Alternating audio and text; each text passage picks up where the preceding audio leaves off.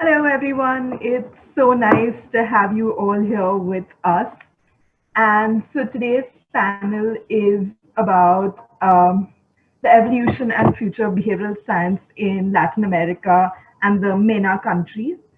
So without further ado, let me introduce our panelists for today. So we have Carlos Scartascini. I'm so sorry if I butcher your surnames. Please help me out. And so Carlos has been leading the expansion of behavioral economics in Latin America and the Caribbean.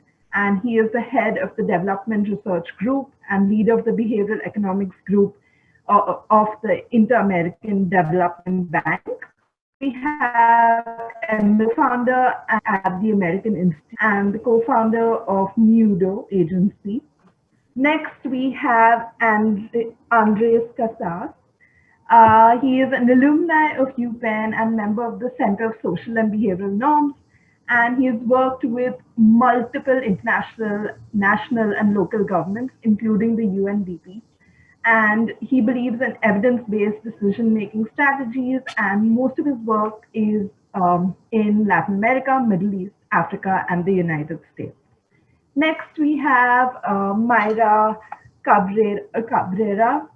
She is the executive director of culture of mobility and the head of communication at Mexico City's mobility department, an institution responsible for transforming the commuting experience for people that involves the experience of almost 20 million trips per day. And finally, and last but not least, the moderator for today's session is Saud Saud, and he is the communication strategist at the World Bank's Mind, Behavior, and Development Unit, and is also the founder of the behavioral change of the behavior. Lo siento por las problemas technical. Gentlemen, please do not mind the technical issues. I think our network is comped off. Such other realities are trying to arrange a fantastic show with eminent personalities like yourself from different parts of the world. For people who could not hear us properly, as Christy was introducing them all, let me just do a quick introduction now to you, gentlemen. And for all the people who have logged in from across the globe, out here in this panel, we have got Andrés Casas, we've got Carlos Scartascini, we've got Emiliano Díaz, we've got Mayra Alejandra, and then we have a fantastic moderator, Saud. And they are going to talk about behavioral sciences and America Latina, the present, possibly they'll touch the past, they may talk about the future. We are very curious. Are they talking about public policy? Are they talking about innovations? There are such wonderful stories they're going to share with us, and we are really, really excited. Without further ado, it's all over to you, Saud, all yours. Thank you, Prakash Shrishti. Gracias, obrigado, shukran in Arabic. Pretty multi-national and international whole conference, but also panel today, where I'm very excited to moderate because today we are going to talk about the evolution of behavioral science and its future in Latin America. But first, let me thank the audience for their engagement, the panelists for their time, and the organizers for putting all of this together. I'm from the Middle East myself, and I think majority of the audience is not from Latin America, but I think today we will learn a lot when behavioral science is adapted to regions other than where it was originated in the Western world, how it played out today in Latin America. I think we will learn a lot from different regions around the world. And as Prakash talked or alluded about the structure of the discussion today, we will start with the story of behavioral science, where it was started, and then we will talk about the day-to-day application of behavioral science in Latin America, and end with the future and how do we institutionalize behavioral science in Latin America. So I start with the first topic we're going to discuss today. What's the story of the setup which brought behavioral science into Latin America? Many of the times we see in the books, for example, if I'm talking about the Middle East, Qatar started the Nudge Unit in 2016, Kuwait started it in 2018, and all these bullet points, but we don't understand the story behind it. What's the opportunities it came around? For example, in the Arab region, we were talking about national transformation plans, Oman 2040, Kuwait 2035, where the behavioral science nudge units came into play and make use of these opportunities. But today we are going to talk about the opportunities, the stories of where these nudge units were set up, let it be government, let it be in the private sector or in ministerial level.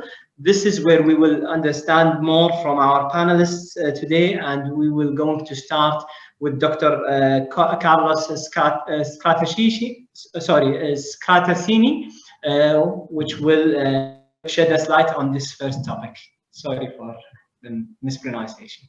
Please. Thanks a lot, Saud, for the introduction.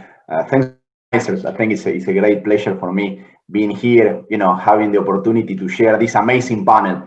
So, I will try to, do my best, but, make sure that the rest of the panelists probably will be funnier and more interesting than me.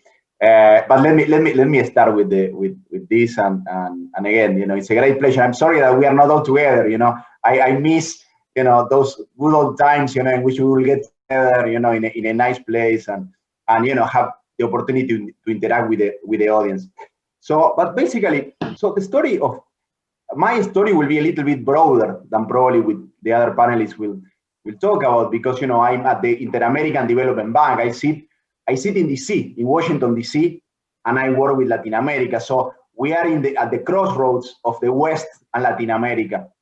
So that way, we can see a little bit of what's going on in Washington. We can interact with the World Bank, with the IMF, with other international organizations, and then bring the lessons learned to Latin America. I started thinking about behavioral science around 2007, 2008. At that time, we wrote a book. At the IDB we have a flagship, and at that moment I wrote a book about, which was called at that time Beyond Facts. It was trying to understand this issue about beliefs, about behaviors that were a little bit off with what us economists, traditional economists, expected. So we started with that, and I started reading some of the famous Kahneman, Tversky, and another book. And then around 2011, I started fully dedicated to behavioral science and kind of start leading the way at the Inter-American Development Bank to include this type of analysis in our work. It was a little bit fortuitous. At that moment, the bank was doing a lot of impact evaluations. So we are very big in impact evaluations as the World Bank, and many organizations in the world. And basically at that time we were focusing on health, on education, on conditional cash transfers, the typical issues that were important at that moment. But we had nothing at the bank in terms of evaluating reforming the public sector. Okay, so we had a very huge portfolio at the bank of loans to the public sector, trying to change bureaucratic laws, trying to change the civil service, trying to do a lot of stuff.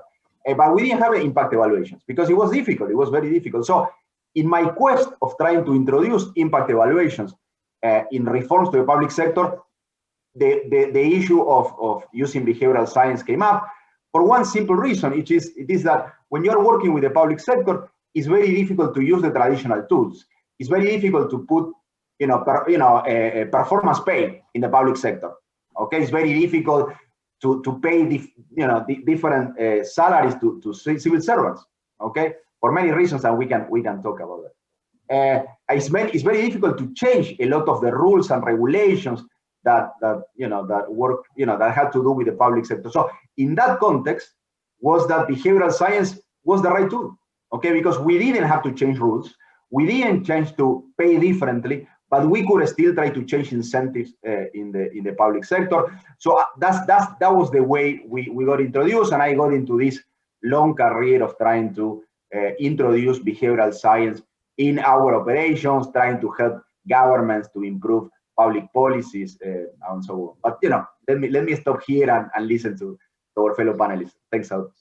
Thank you. So you were talking about it being an alternative to the hard change which policymakers might resist at the beginning and use it as a tool. You started with impact evaluation and went mainstream right after, from the beginnings from 2011 through the IADB. Thank you, Carlos. And I'll move to Mexico. Emiliano, Díaz, and your experience from the Mexican Institute of Behavioral Economics, and how do you reflect on the story of the beginnings in either Mexico or your specific institution which you co-founded?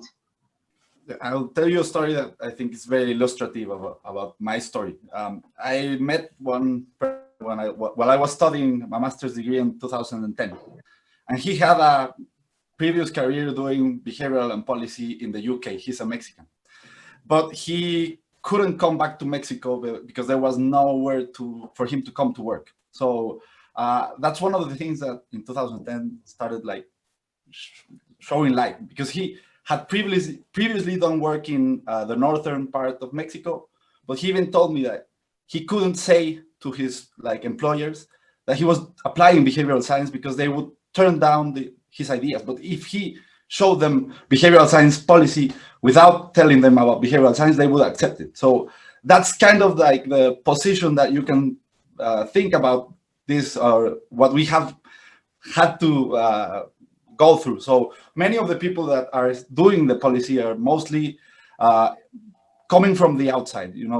Here, I've sensed that most of the initiatives have come from international cooperation agencies, for example, like people that come here and tell there was an intervention by Díaz 42 some years ago, and it was funded by international cooperation. So I think that's most of the best way you can say how this permeated to Mexico.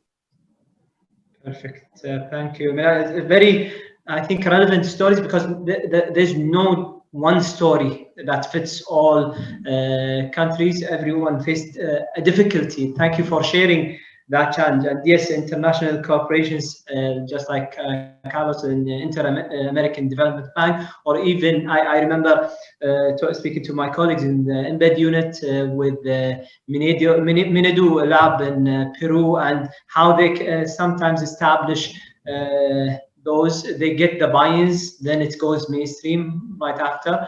So thank you for your story, Emiliano. And I move to Andrés Casas from Colombia, and your point of view, as you are an advisor to the mayor of Bogotá, I believe, in behavior change and policy advisor. What's your take on this? Okay. Hello to everyone. Again, to the organizers. This is incredible. As you guys said in your previous expectation campaign, this is crazy, right? Getting all these people together. So congrats. And I'm very happy to see all my colleagues that they're safe, that everyone is healthy. We're in the middle of a crisis. Things here in Colombia are, kind of on, but let's remember that we are in the middle of difficult times, and that's why it's very important that we build this network of people to think out of the box and use science to change behavior in a pro-social way. So saying that, the story in Colombia started with a crazy man. It was a crazy man called Antanas Mokus. So Antanas Mokus was this crazy guy back in the 80s and 90s. He was a part of a movement of people interested in education, but they were reading a lot of stuff. So Antanas had a lot of connections to Germany and to England. And he was very interested in some international thinkers, such as John Elster, such as Elinor Ostrom, such as Douglas North, but also critical thinkers as Habermas and others that were talking about the role of communication, on behavior, etc. So Antanas was like this mix of influences. And by chance, and because of the crazy stuff he did, he became the mayor of Bogotá. And he decided, in a city that had no budget, that was basically drowning into social unrest because of, gun violence, people driving under the influence of alcohol, a lot of deaths, a lot of sexual harassment to women in the streets, etc., and a lot of corruption in the traffic police. So Antanas came in. His campaign was absolutely crazy. I invite people to look online for links about the story of Antanas Mokus. And Antanas Mokus basically dressed up as a superhero that was called Super Civic Man.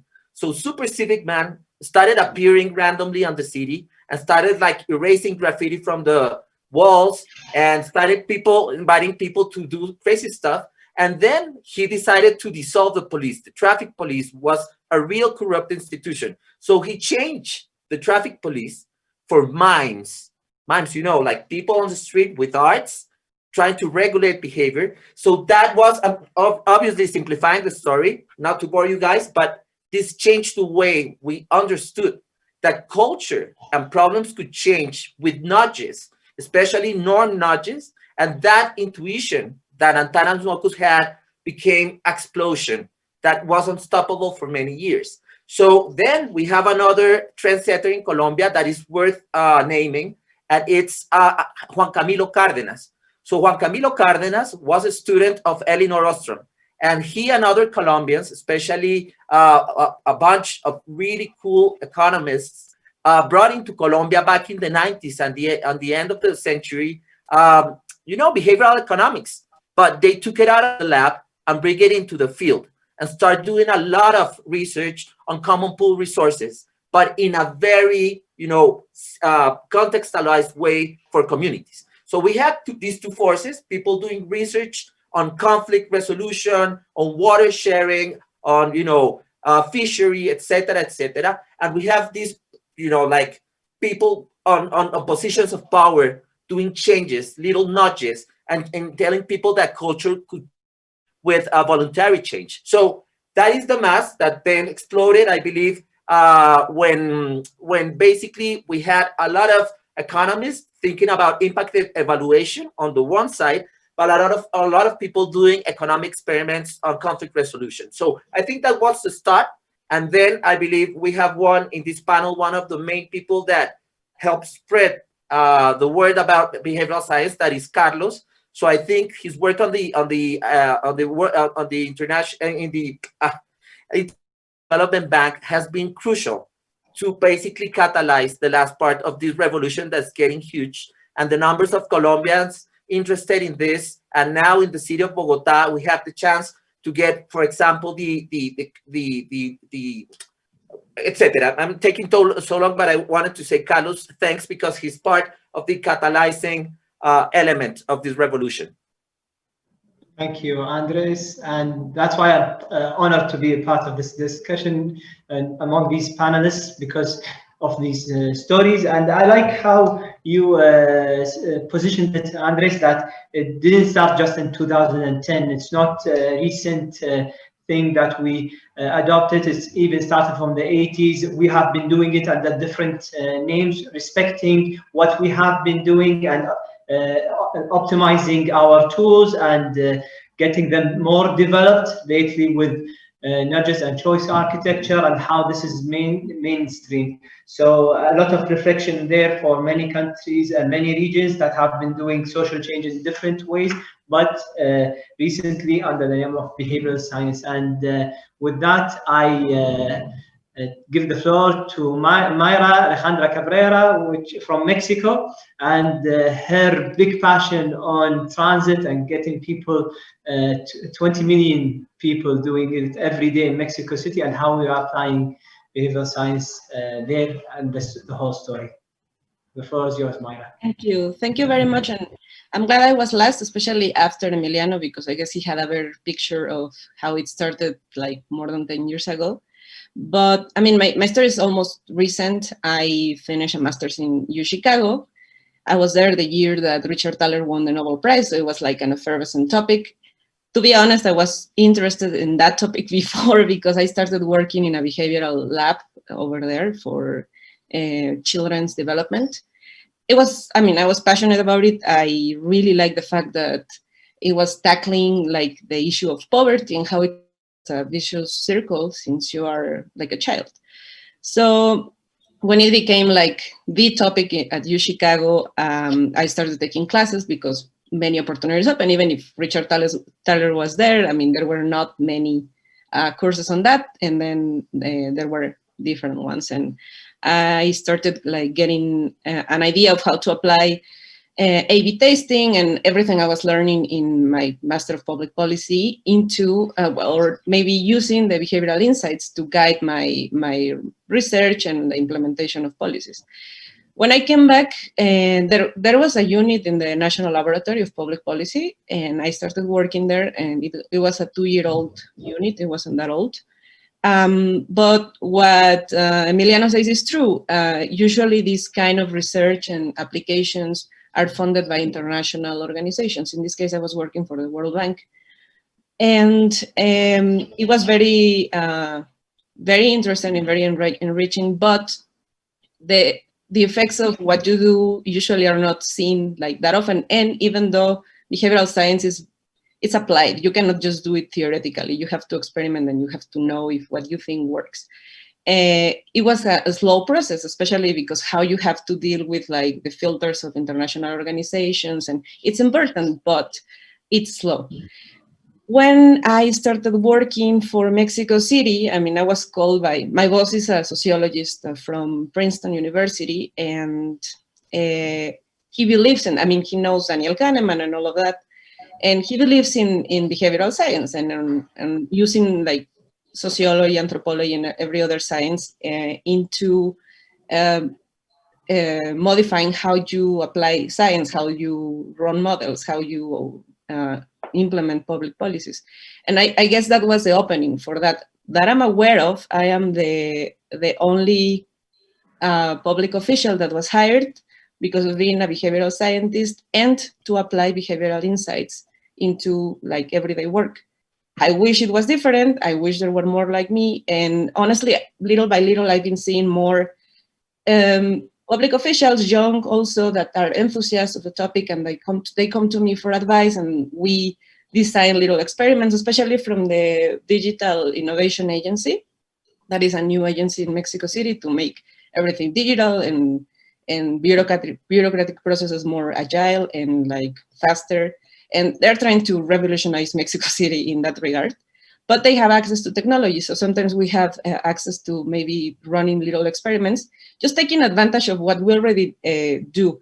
What Carlos Scartascini said is very important, because you usually cannot use incentives like monetary incentives in government or change regulations that easily, or I don't know, get more resources than what you want. And in public policy, you have to do more with less sometimes, or more with what you already have.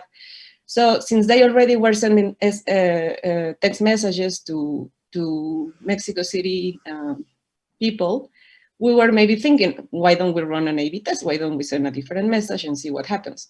And without compromising the effect of what we wanted to get from that message, we could get insights of what was better. We don't have maybe the time sometimes to do proper analysis and A/B testing, but because the city, I mean, it's alive and runs fast. But I think it's very important that we get a chance to see what happens if we change a little bit something. And in mobility, what we do usually, it started through road safety, because we are convinced that road safety doesn't go through courses and tests. It goes through changing the context. And changing the context is hard because it's about infrastructure. It's possible, but we have to be very strategic. So that's also a part where we are like doing an everyday application of behavioral science. Thank you. Thank you. Thank you, Mayra. I'm checking myself if I'm muted. I think you paved the way for many. As you said, you might have started alone, but after you, many people, and this is where many behavioral scientists that begin like solely, but afterwards they they see themselves paving the way for many to come. So many challenges in the beginning, but and another thing you alluded to is the digital opportunity that is coming, and how to solve bureaucracy through some of the tools that we are applying. And with that, stories, like we heard personal stories, we heard international stories, stories from history, starting from 1980s, just to give context. Now we would like for more context, because generalization is our biggest enemy. And I say that because sometimes people think Latin America is one country and one homogeneous structure, and we face that similarly in the Middle East. They think that, okay, it's one set of challenges, one set of issues, but Kuwait is not like Lebanon, Iraq is not like Syria, all face different challenges. Here is where context matters, and this is something we experiment a lot to behavioral science to make sure, so not just replication, really respecting the context that we are playing in. And with context, we would love to hear about day-to-day experiments and day-to-day application of behavioral science in your respective fields and countries that you work in. And again, we start with Carlos. I think over the last 10 years, since you started in Latin America, you have done it all around, but do you see a beachhead example that we can relate to and understand the context of Latin America in, if you can share that with us and the rest of the group afterwards? Thank you. Thank you, Saud. I'm very lucky. I have to say, I'm very lucky. I have a tremendous, group of people working with me, and there are tremendous people, in Latin America, in academia, in government, and we have been hearing. So the opportunities have become endless.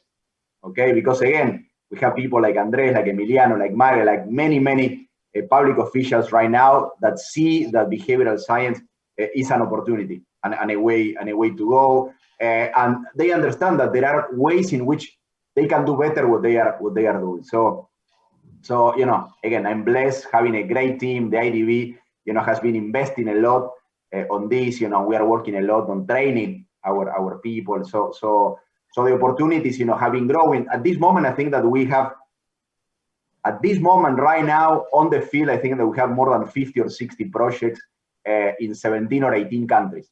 Okay, so this will give you a little bit an idea of how widespread and the depth of the programs. And we are working in everything. We are working from tax compliance, which is one of the areas in which I have worked the most.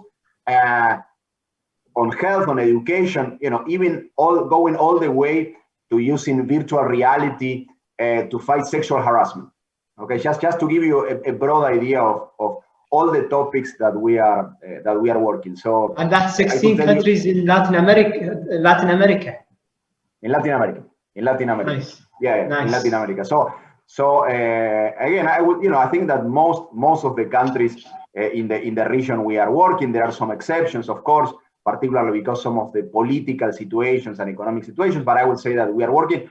I'm very glad that we are also moving into the Caribbean, which is also a region that is usually, takes a little bit longer to reach, particularly because most of us are, native Spanish speakers and for many reasons. No, but now we are also making inroads in the Caribbean. And for example, one of the examples I was giving you just that, we are trying to use virtual reality to combat sexual harassment and what is called catcalling, etc. We are doing it, for example, in Trinidad, and we are planning to create a hub in the Caribbean in order also to expand the use of behavioral science. And as I said, there are so many projects. Let me tell you what we are doing related to COVID. Just because I think that we are all thinking about that. So what we said is like, okay, how can we help countries at this moment? How can we help them reduce infections? How can we help them move towards the next phase? So we have been investing very heavily on designing interventions that help people to follow the guidelines of the World Health Organization, of the local governments. And basically what we are trying to do is, in a way that we had Casas a few months ago, actually at the beginning of the pandemic, and he said, like, look, in a context like this, you have like the East framework, you know, that has become very, very well known. He said, in the context like the pandemic, let's put an F in front. Let's make it feast and let's make it fun. Okay, we are all very stressed. You know, people are very anxious. We receive tons of information from all over. Particularly people who are really struggling. You know, I'm lucky. You know, I'm working from my house, but there are a lot of people are really struggling. So we have designed these interactive quizzes, which are very fun. They are these, like, you know, like the type of things that you will find in Facebook. So you enter and you play, and you learn about COVID while playing.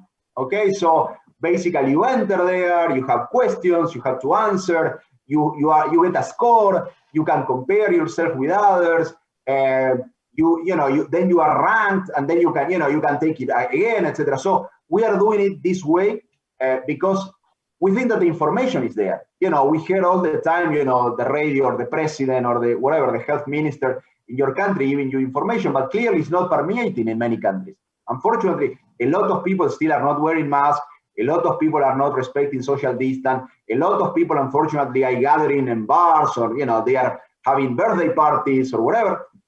So we are trying to do this in a very fun way in order to permeate the society and working on that. And we are working with many countries. We are lucky that, for example, several state governments in Mexico are working with us, and we are also working with one big city in Colombia on this.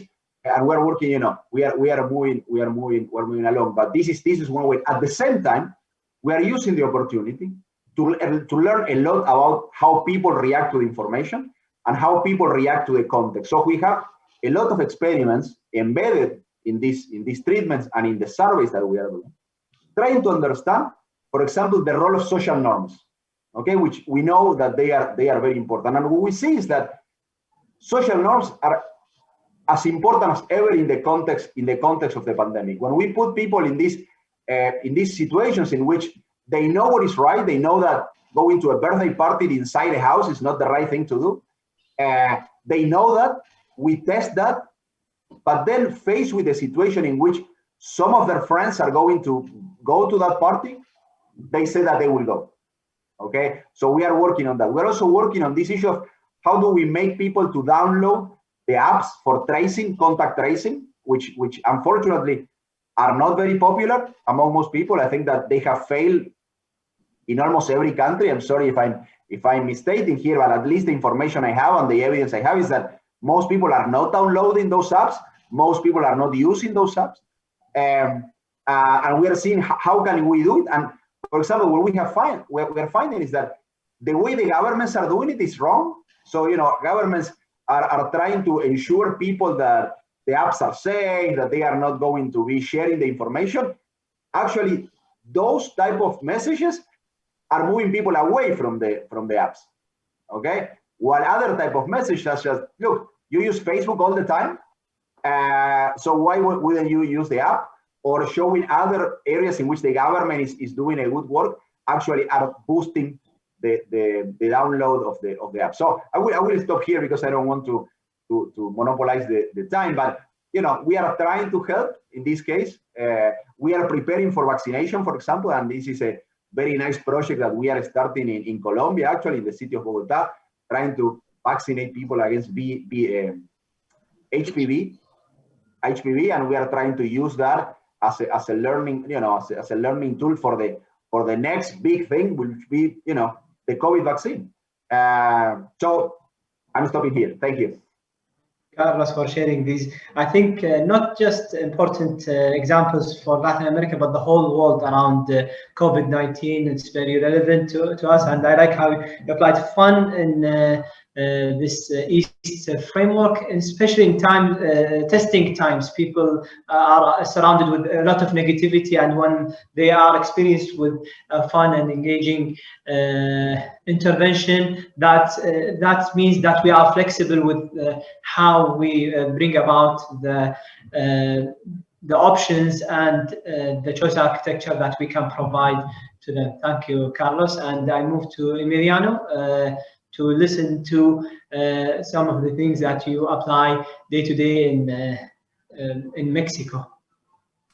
For example, for us, it was a whole lot different. When we started testing both private and public sector. And we had chances of working initially with both. The problem was that our experience with the public sector was really bad. So we ran into some not very good people. So we came into a, like corruption point in the project. So we decided to jump out, and we decided to take our hands away from the public sector for a couple of years. And that was fun because we ran into an international cooperation agency that started working with us. And we've been working with governments through them, because for us, like, we're actually a very young team. So working with governments has been always difficult. But through this international cooperation agency has been very well, because they have, like this political face, and we do the work behind them. So that has worked a lot with us. And that way we've been working mostly on capacity building, because this cooperation agency is focused on microfinance. So we usually work with companies as a whole context inside. So we do interventions inside companies, for example. So we start building programs that will help build capacities, financial capacities. And it has been working really well lately, because it's like working inside a little world, inside a little context where you can intervene a lot of things, from capacity building to also employee retention, compliance, and other things that help strengthen the whole institution. That's the nice thing, because you end up like working in the capacity side, which is very important, but you also tend up finding small problems that usually push people out of the company or things like that. So most of our work is private because of that. But we also have done, as I said, some work throughout this institution, but mostly, working in institutions or companies as a whole context, and implementing interventions inside. Thank you. I think two great insights here. One, sometimes with emerging companies and local companies, they find it's easier, and I relate to that when you say working with governments through international corporations. That's unfortunately, it's easier for set up that way, and I think you have to be flexible, and many will relate from all around the world because of the reputation, the status, and the capacity building that you mentioned that they build in these international corporations. Sometimes for the governments, they trust more. But I like how you're saying that building behavioral science in capacity building, and that's not an area where it's normally applied or to. So good luck with that. And with that, I go to Andres, and from Colombia, more of examples from the day-to-day. I think Carlos mentioned a couple, and you yourself, the diversity of these issues is really intriguing. Yeah, Carlos is right. I think Colombia, by definition, is an open lab for experimentation, because we share maybe all the problems in one territory, but now we don't have the monopoly of bad ideas, so every country is sharing their part, especially in the global north. So right now, what I would say is that in Colombia, we had like those two branches of behavioral science, especially behavioral economics. We have the academia doing a lot of diagnosis, and that was really good because they brought in experiments to do impact evaluation, and also we had a lot of people doing interventions, especially on cash transfers and institution strengthening. So that was very good. And then we had also, I would say, another like social or like type of research, but more like the NGO sector. We had corpovisionarios doing a lot of interventions using culture, using communications. And we had then a lot of interest in the last years after the Mind, Behavior, and Society report was published by the World Bank.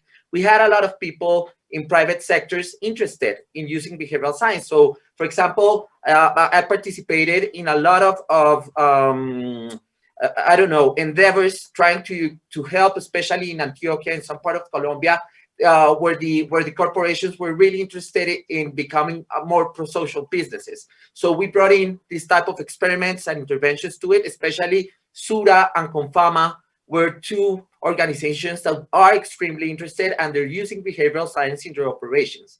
But then COVID came, right? And we understood this idea that is attributed to Albert Einstein about what the definition of madness is. You know, they say that Einstein said, but it's also attributed to an American writer, a woman, that said that craziness or madness is doing the same thing repeatedly, expecting different results.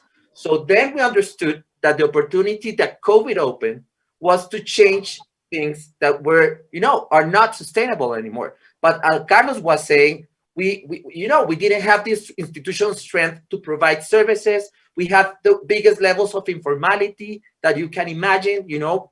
More than half of our population works on the streets. They pay day-to-day rents. So this was a social crisis. This has negative impact. So what happened is that this crisis opened the opportunity, as Carlos was saying, to bring the complete tool of behavioral science into government and into especially academia that went out from the desk to the territory.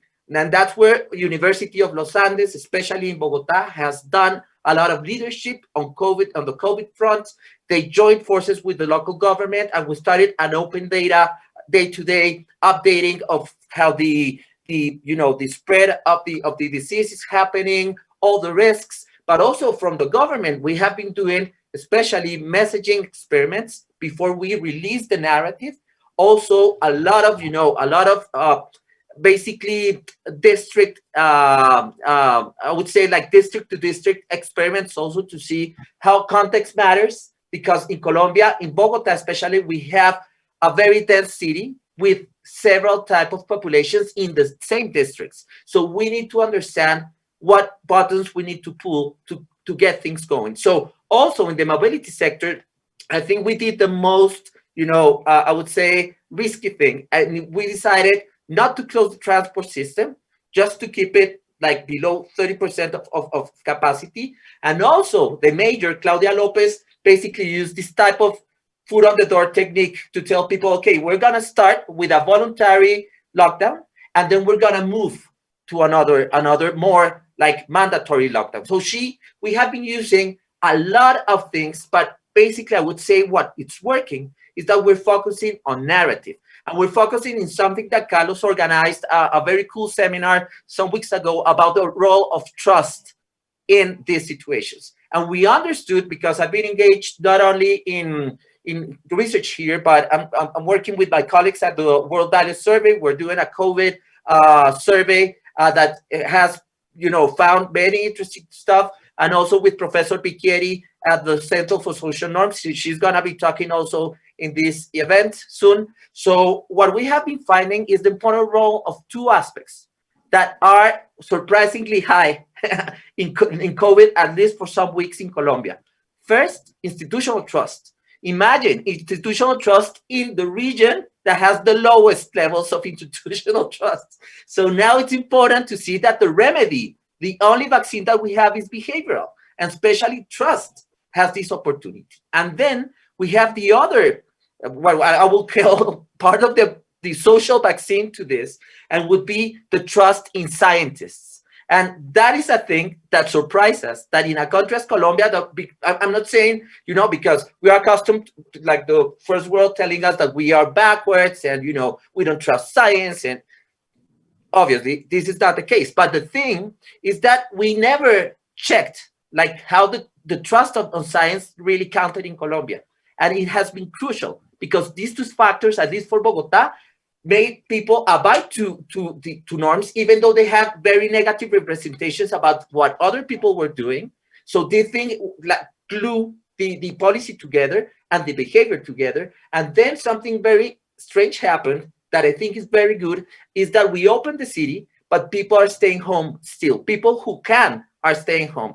And we decided to open more bike lanes. So people will stop because we saw a lot of good effects about the crisis. We didn't let the crisis go to our waste, right? So we know that it really helped I would say, the enhancing of the environment. People are riding more bikes and bike trips on the day. And also we are getting that opportunity to change our transport system. So this has been a really good opportunity.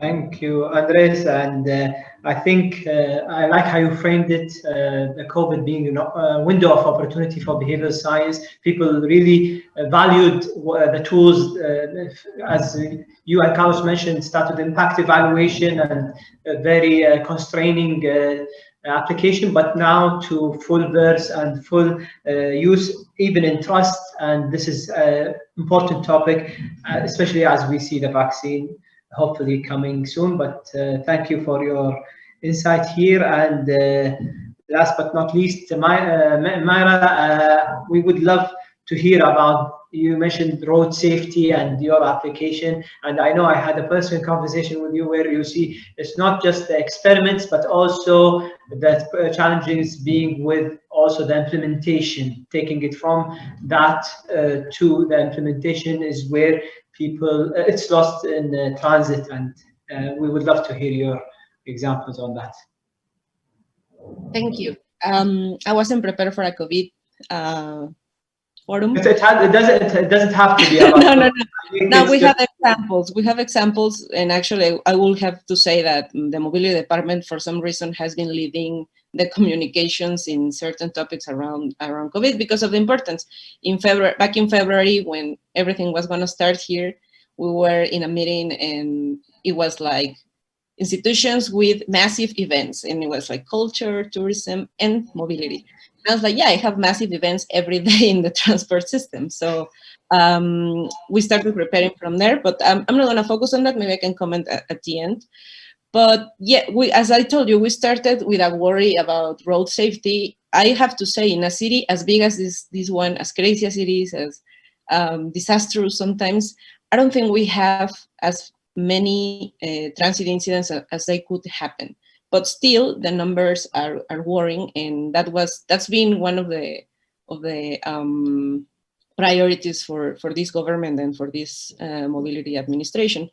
So I'm gonna skim over what we have done, but in the beginning we realized that when people sign the form to get the transit permit or the license, they usually, I mean, because of the format, they will just sign. They will not read at all what's going on there, what's the responsibilities, and the format itself provoked that. So we did a little experiment. I didn't think it was gonna work really, but we were not gonna lose anything. We were gonna pilot it in certain offices and see what happened.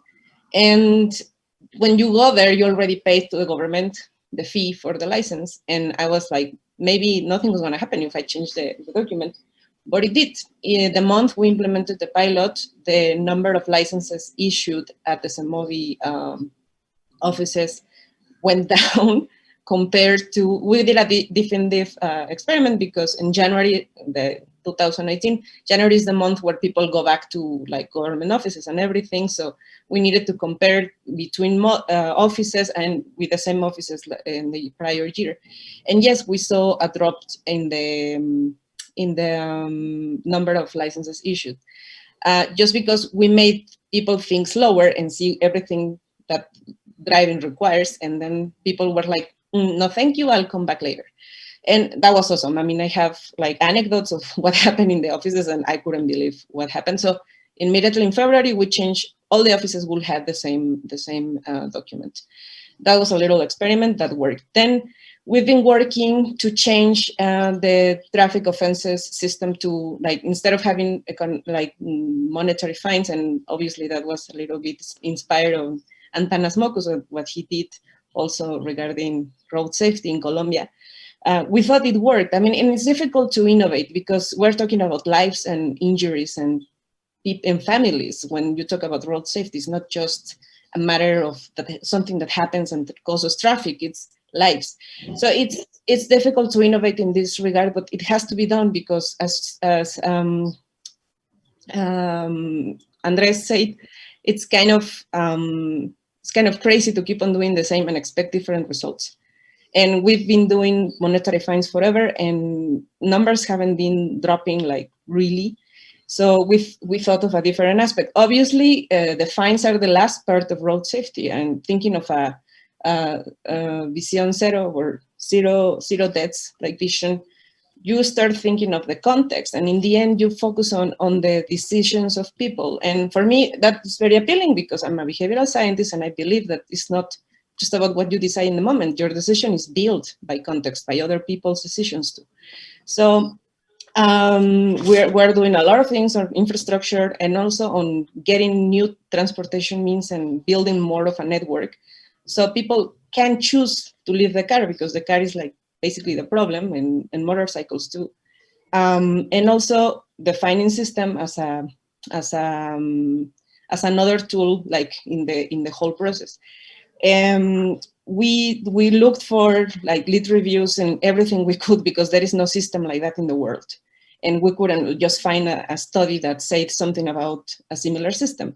So we found this thing called the licensing effect. Maybe some of you are aware of that, about how in preschool in Israel, they put a fine for parents getting late for the children, and the number of parents getting late increased, like it kind of fired back. And if you think of it, and it's easy because as a social being, you don't want to be like failing to the rules that everybody is respecting. So you end up trying to compensate, and if they give you the option of paying with money, then you will do it and you will be feeling okay with yourself. And I think that is something that happens with traffic offenses. Like people end up thinking that if you pay, then you're gonna be okay, and then you can make as many offenses and nothing will happen. And that's insidious. So we changed that, and something that we observed is that besides they have to do like courses like online and then presence on a bike and learn like rules of the streets, and then if they keep on going, they have to do community service. And that has affected recidivism.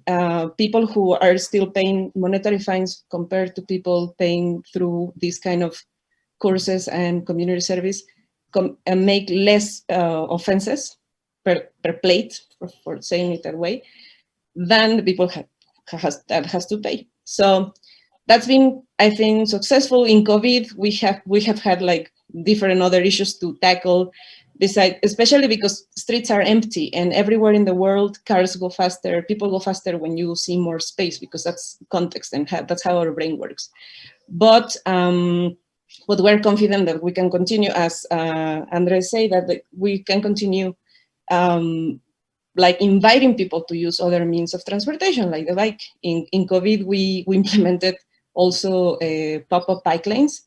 That has proven like also success. One of them is on one of the longest avenues of Mexico City, is 40 kilometers. And it started with 2,000 bicycle riders per day, and now they are up to 7,000.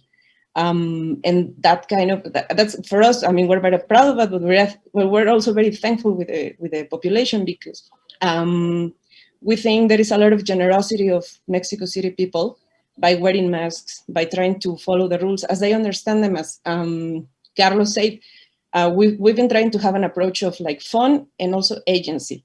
Instead of just saying everything you can do, it's more a way of like illustrations that look fun, that look like colorful, that tell you how to do things and give you options and give you agency of what you can do if you want to take care of yourself and your family. And also even not maybe demonizing public transportation, because although it could be dangerous to have like a lot of people together for a long period of time, we don't want to make people think that it's unsafe. I mean, we can all make it safe. And that's also an approach that we've been trying to lead on the whole transportation system. so that people can still do their trips, because there are people that cannot just decide to ride a bike or use a car, and they need to move, but they can do it in a safe way. So that's been the approach. Thank you, Mayra. And it's really important when you said about innovation, and especially many of the points we are touching and issues are sensitive and they might be associated to lives. So how do you innovate but also respect the complexity of the issues that we are dealing with? That's a very important point. And yeah, it's important before COVID, and COVID is an opportunity to reframe sometimes, but also in the future. And speaking about the future, we end with this last discussion point about the future of behavioral science in Latin America. And I think Rory Sutherland today talked about behavioral science in 10 years, and that's a distant future. But we wanted to bring it back to what opportunities did COVID open, the appetite of many of the officials around some of the topics, especially in the context of the developing world. Where do you see some of the issues that can open up opportunities of applying behavioral science, and also in terms of institutionalizing behavioral science as a profession? I think Carlos, also you wrote a lot of I think 7 books and 45 articles in also in Spanish, getting people, and I experienced that firsthand when people think that translating nudge into Spanish will suddenly kick off. Sometimes it doesn't happen that easily. Sometimes the context is very important. Translation, a lot is lost in translation. So institutionalizing also, how does it play out in the future, especially in Latin America, and the world is listening. I give you the floor, Carlos. Thank you. So we are investing on that future. We are investing a lot. So one of the things that we are doing is that we have these free online behavioral courses on anybody to take. So I invite anybody who is listening to us, please go check our page and you will find it. And as you were saying, we started with Spanish.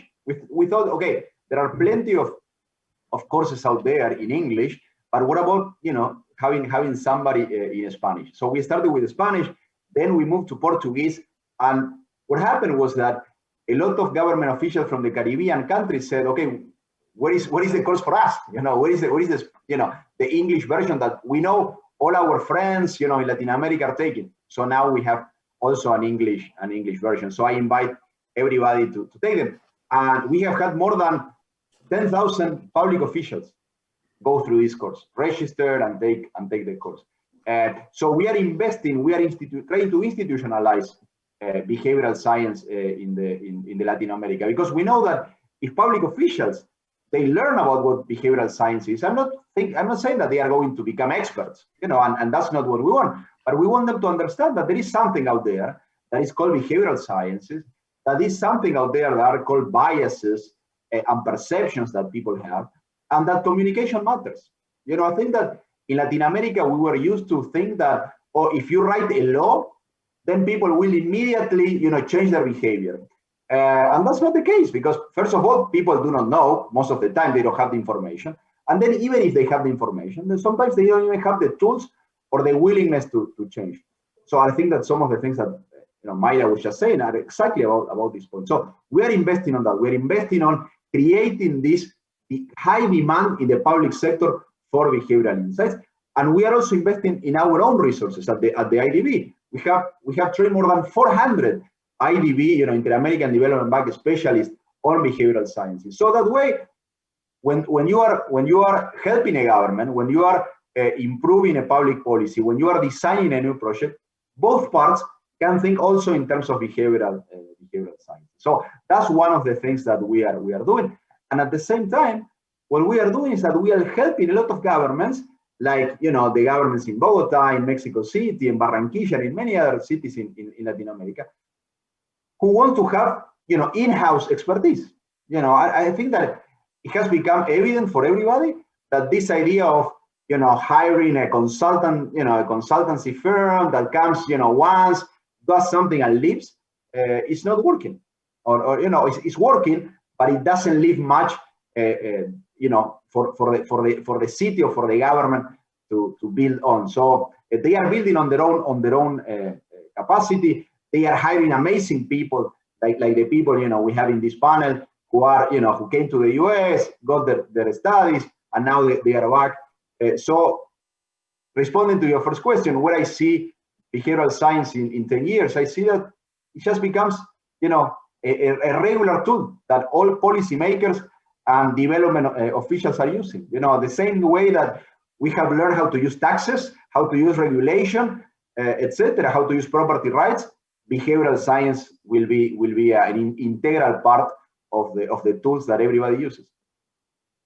Great, thank you, Carlos. And speaking about, I know the efforts that many international organizations like the Inter-American Development Bank is doing, investing in capacity building, empowering different institutions within the governments, getting them in-house. I personally am seeing it firsthand in Kuwait when they're doing, the World Bank is building the capacity within KPAL, the nudge unit in Kuwait. And this is how you get people to lift off and provide context, because they are going to do it themselves, and in the long run it will be beneficial, and hopefully, as you said, it becomes a tool that is a mainstream tool that's going to be used for the solving many social issues. And speaking about capacity building, Emiliano, and your experience in that, in terms of the future, and where does that take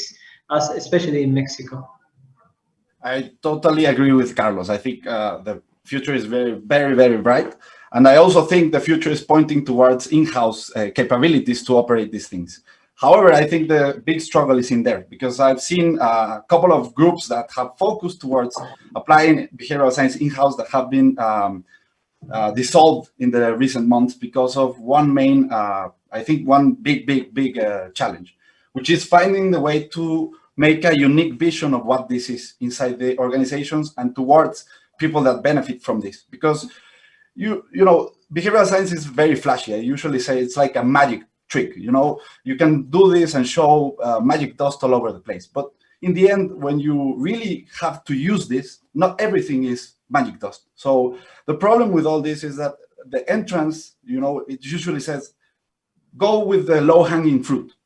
It's like the usual approach. The problem with that is that it's generally, or what has been shown in these groups, is that you show towards the organization that, okay, you can use magic dust to solve big problems. And as you already know, not everything works that way. Not everything is like, obviously in the books, they show you the best examples because it's the way to make a point, but that's not the way you find it outside. So I've seen a couple of groups that have been dissolved mainly because of this, because people want the same kind of results constantly. And in the end, the approach that gets those initial results not always translates into long-term results. So I think that's the main challenge.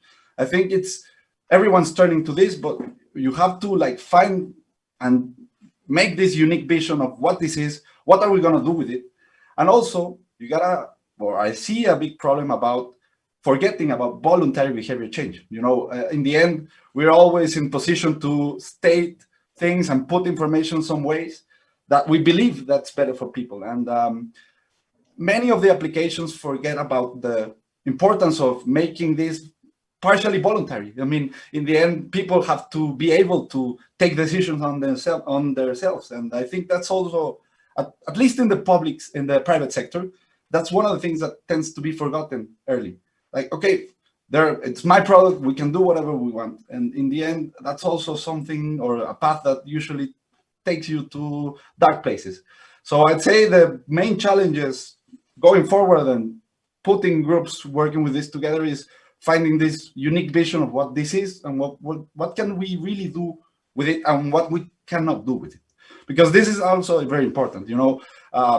Sometimes you find, or we found problems that cannot be solved with behavior change strategies, or shouldn't be solved with this. And you can always force things to work with everything, but I think this has a limit. And not everyone shows this limit, and I think it's important.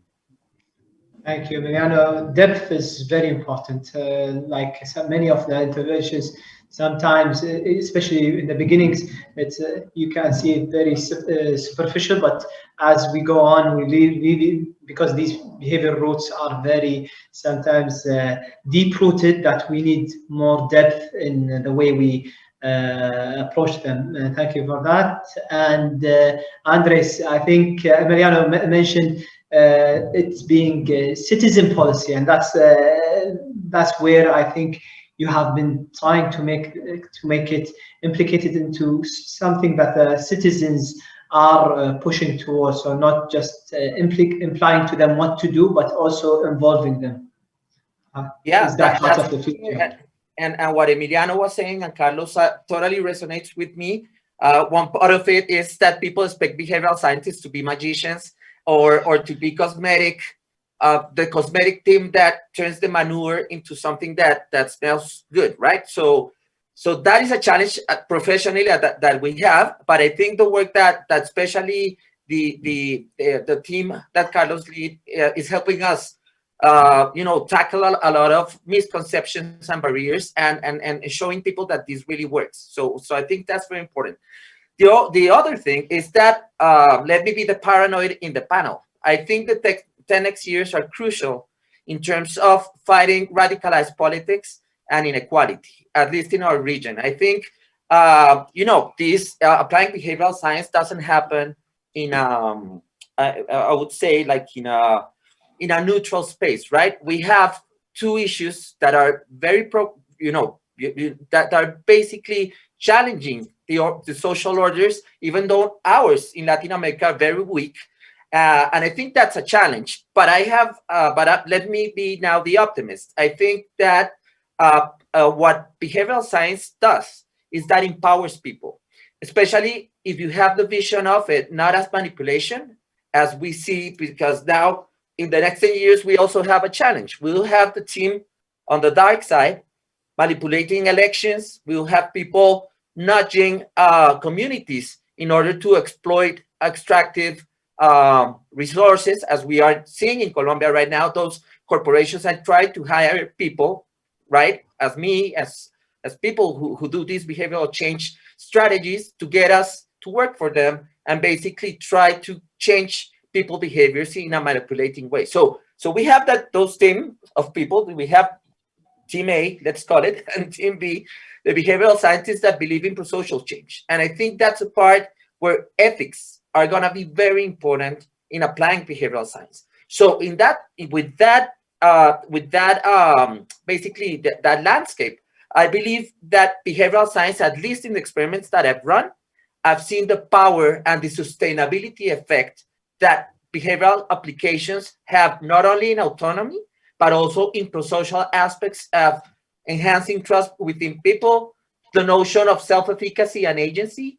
And also something important is that when you really feast this type of interventions, people build networks, and they don't forget when something's fun, and when your government treats you as a VIP citizen and not some third type of citizen, as it really happens in this region. So I think with that optimism in mind, I believe behavioral science needs to be really enhanced in the global south. And that's why we need to strengthen this type of networks and conversations. Let's remember what Elinor Ostrom, our 2009 economic Nobel Prize, taught us about the power of polycentric orders and the power of communities doing better job at other type of institutions, formal institutions especially. So I think that's the future of the change, the profound change we're gonna see in societies around the world. And now, again, the crisis of our time just kind of leverage everyone to an equal point, even though you have a great, like a lot of money each year made by corporations, but we cannot stop, we have to stop and see the threats of inequality and radicalized politics. So finally, I would say that we have 4 main issues, at least those are the ones that we have in Colombia, and we're facing it with the help of many grants from the not only the Inter-American Development Bank, but other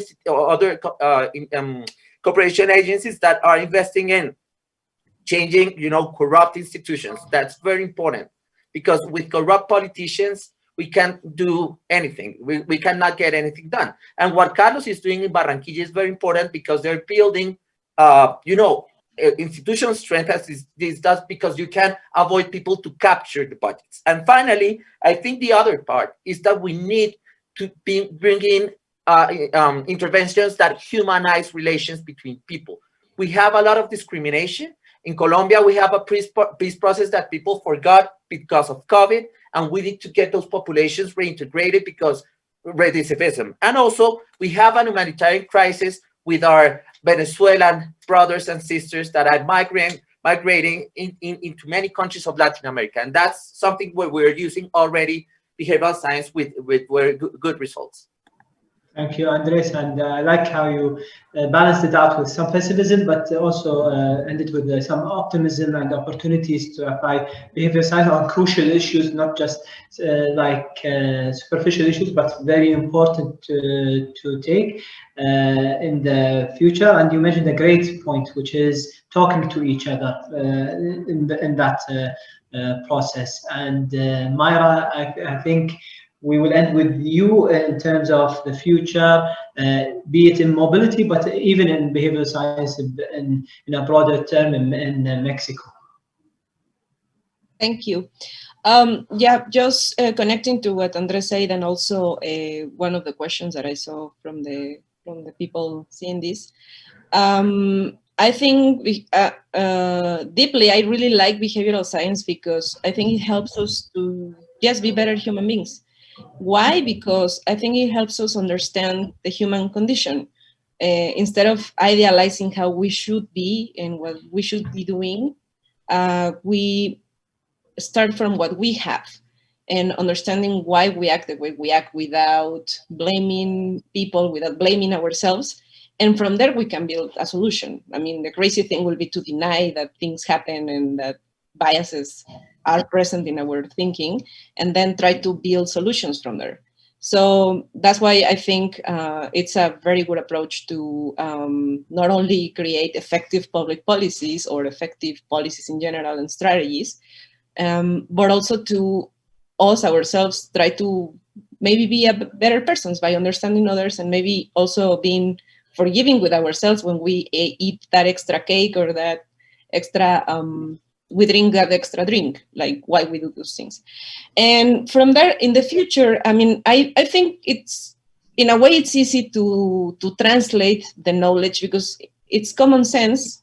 Maybe the terms are hard to translate, but sometimes I even think of common old sayings in Mexico that apply to like some biases, like, I don't know, talking about loss aversion or statu quo bias. I think we have all sayings that apply perfectly to explain a bias. And I mean, I've been using that to kind of talk about the issue with people that don't know what is behavioral science. And in the future, I think, like Andres said, maybe it's more important to have like a transversal approach instead of just having a unit. At least, I think for starters, for running experiments, for when the topic is new, it's important to have a unit that actually does the experiments. But maybe it is more important to have allies, as Andres said, to have friends to talk about this issue, and maybe kind of evangelize about that and show how it could be useful in everyday aspects. I saw it happening with the gender issue in government. Before, there were like gender units that were just doing their gender thing and nobody really cared about it. And now what we did was to form in every institution a group, a working group with, in SEMOVI, with the deputy secretaries, with general directors. Everybody who was interested could join and work something on the gender strategy. I've seen much more results and actual policies being affected by the gender like vision than actually having a gender unit that does few things every year on March the 8th. So I think that's what has worked for SEMOVI. There are enthusiasts of the topic, inside SEMOVI, in other institutions of government, and that has helped to actually kind of push some changes. So especially in government where you don't have enough budget, you never have enough budget for everything, and you cannot just be creating new units and have more bureaucratic expenses. I think a way to push forward is to have these kind of groups and to actually commit to implement the insights that we learn. Actually, also inspired in what Carlos has been doing with IBD and the courses they give, I did an internal course on behavioral science and applications for the mobility department people. And in a way, I was explaining to them, this is why I do this every time that you come to me for advice for policies or communications. I ask you questions, I try to understand the context, see who are the relevant actors, what is the motivations of people to do the things they do, and now we're going to have a way to apply it more systematically. And in a way, even if we're not all behavioral scientists, I think this has worked in order to implement better policies from the beginning, instead of having to correct them when they are already advanced.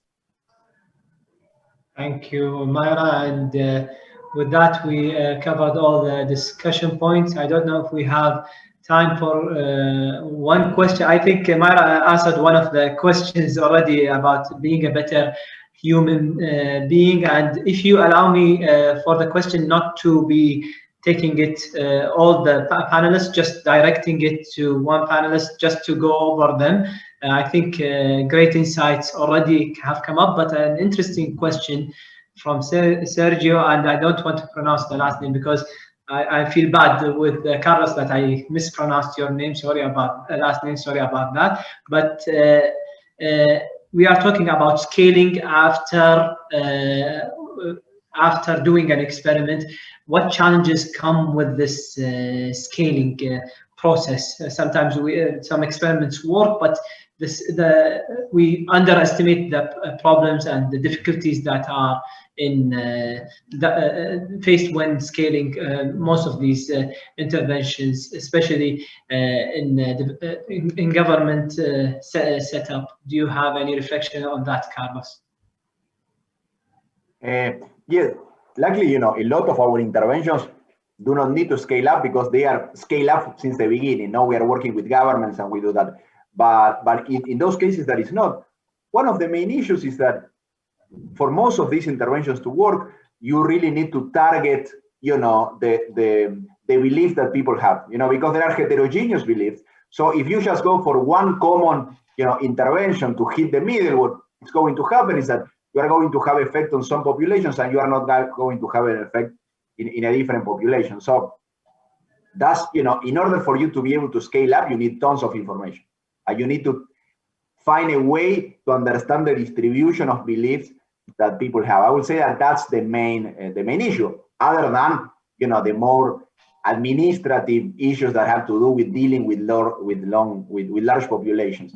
But, I will stop here because I know that we are short on time and we have here, the boss who is going to cut us off. So I will stop here. Thank you, Carlos. And with that, I think we wrap up a great discussion with great insights. Thank you for all the panelists. I think the main theme here is talk to each other, getting things that are more human-based, citizen-based, and issues that are really critical for our development. We see a bright future ahead for Latin America and the different regions around the world, hopefully mainstreaming behavioral science as a tool, as Carlos said, another tool that we can make best use of, and really respect all your experiences. Thank you for the discussion, and not to take from Kai, right? I think session right next. I will end it here, and thank you all. Gracias, obrigado. Shukran. Gracias. Much, Saud, and qué fantástico. Muchas gracias a todos por su tiempo, sus ideas y sus historias. We had a great time. And we hope to engage more. I think all of us from all over the world out here listen to you more, understand your stories. It was phenomenal. It was absolute magic to see the a tour is being timed out across countries from Colombia to Mexico to the way, and Carlos's team is working out, for the whole Pan-American region. Thank you so much for all the insights out there and your time. And Saud, my brother, shukran. It was a beautifully done session, and we all learned a lot. And with that, I would like to thank you all on behalf of all our participants who have joined in from different corners of the globe. And I think it's almost lunchtime out there for you all out there. So, buenos dias.